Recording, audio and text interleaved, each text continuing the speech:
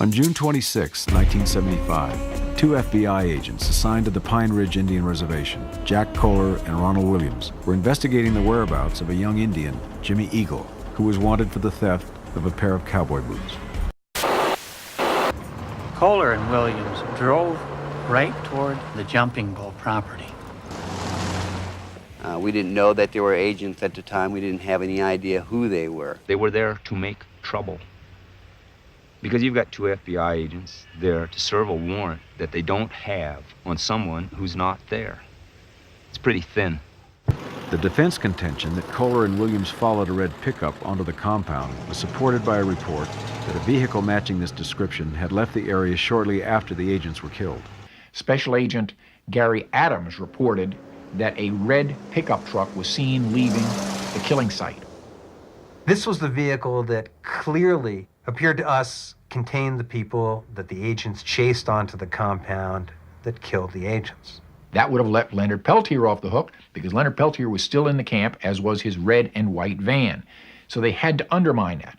A pickup, to me, includes a van, it includes scouts, it includes covered vehicles, it includes campers, perhaps. All of those things, basically in colloquial language, kind of mean the same thing depending on your context. Agent Adams testified at both the Cedar Rapids trial and the Fargo trial that he heard Williams say that he was in pursuit of a red pickup truck. Now, one must assume that Agent Williams knew the difference between a pickup and a van. They came out of the Jeep, anywhere from 6 to 7, 8 people, maybe 4, in open fire. We simply responded by firing back at them, and we got into the best positions we could in order to protect ourselves and the women and children that were in the houses. It was the worst outbreak of violence on the Pine Ridge Indian Reservation since the 71-day siege at Wounded Knee 2 years ago. Police sources said the agents may have survived the initial gunfire, only to be executed later. Then there was another heavy exchange of fire. One Indian was shot dead. The rest of the Indians escaped. We wound up with no eyewitnesses. There were no direct testimony to I saw Leonard Peltier finish off the agents. Our main theory obviously was that Leonard Peltier had gone down and personally executed both agents. I mean, there's no question that was our main theory. But we hadn't proved that. I don't think Peltier would have been extradited if it hadn't been for that false affidavit. But then my lawyers brought the discovery to me, and he says, well, Leonard, I got some bad news for you. I says, yeah, let's hear it. And he says, well, your girlfriend is testifying against you. I said, my girlfriend? She wasn't even there. Myrtle Poorbeer suddenly turns up, giving an affidavit to the FBI saying that she was the girlfriend of Leonard Peltier. They started threatening me about my daughter, that's Marty. And they said that they were going to take her away from me and I wasn't going to ever see her again. And I started, they say, well, you're going to say this and we're going to make you sit. And if you don't sit, then you're not going to see Marty no more. Over the years, Amnesty International has deemed him a political prisoner, and his release has been demanded by millions across the globe, including Nelson Mandela, Mother Teresa, the Archbishop Desmond Tutu, and the Dalai Lama. Despite proof that he was convicted on a basis of suppressed evidence, judiciary misconduct, and coarse testimonies, Leonard Peltier continues to be warehoused.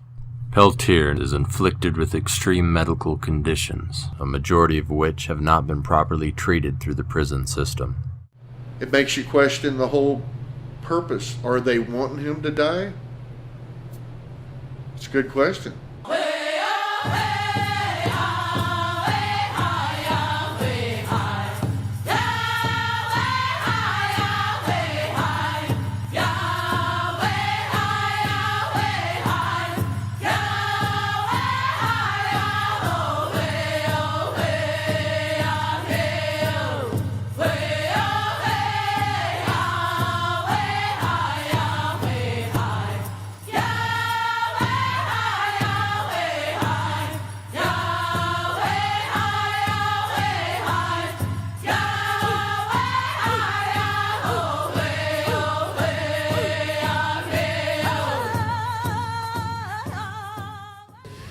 They didn't have to tell us they don't know who shot the agents.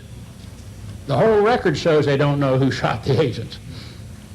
And they don't want anybody else to know, because they want the world to believe that Leonard Peltier is guilty, because they have staked their reputation on it.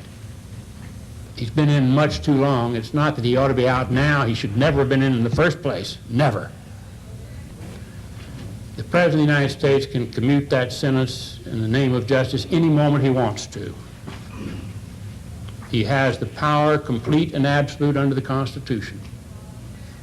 And every day is a new crime. Every dawn is a new crime. Every dusk is a new crime against the dignity of the Indian peoples. Because while Leonard Peltier is in prison, we all are. All my relations, aho.